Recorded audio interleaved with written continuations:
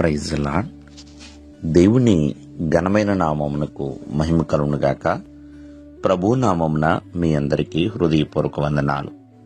ఈ ఉదయకాలము దేవుని వాక్యాన్ని విందాం. ఫిలిప్పీయులకు రాసిన పత్రిక 2వ అధ్యాయము 20వ వచనము. మీ క్షేమ విషయమై నిజముగా చింతించువాడు అతని వంటి వాడెవడను నా యొద్ద లేడు. ప్రేమైన వల్లరా, అపోస్తులుడైన పౌలు మరి తిమోతి గురించి ఇక్కడ మాట్లాడుతున్నాడండి. మరి తిమోతి పౌలు గారితో కలిసి చక్కటి పరిచర్య చేశాడు. మరి ఇక్కడ ఈ ఫిలిప్పీ పట్టణంలో ప్రేమైన వల్లరా ఆ యొక్క ప్రజల మధ్య వారి నిమిత్తమై, వారి యొక్క క్షేమ అభివృద్ధి నిమిత్తమై తాను ఎంతో శ్రద్ధ వహిస్తున్నాడు.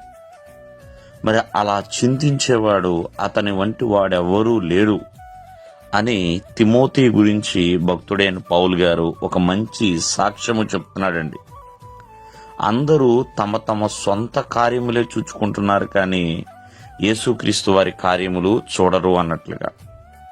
కావున ఈ రోజున ఆలోచించండి, మరి ఎంతమంది పొరుగువాని విషయంలో, తోటి వారి విషయంలో శ్రద్ధ వహించగలుగుతున్నారు?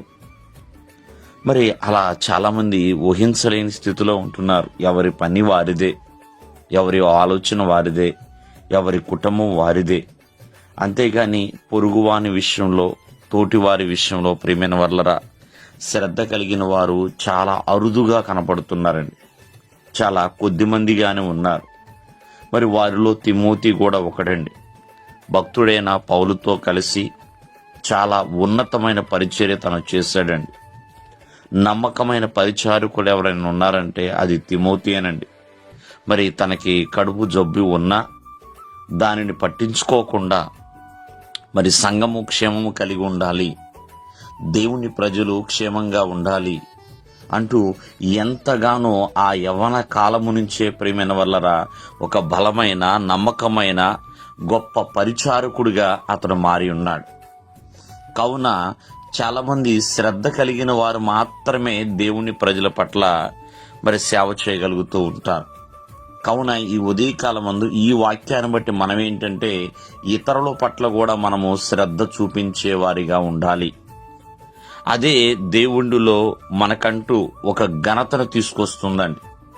నీ పొరుగువాని విషయంలో ఎంతో జాగ్రత్త కలిగి ఉండాలి. నిన్ను వలె నీ పొరుగువానిని ప్రేమించు అని దేవుని యొక్క వాక్యం ఎలా సెలవిస్తుందో, మరి తోటి వారి విషయంలో శ్రద్ధ కలిగి ఉండగలుగుతున్నామా? ఒకసారి ఆలోచన చేయాలండి.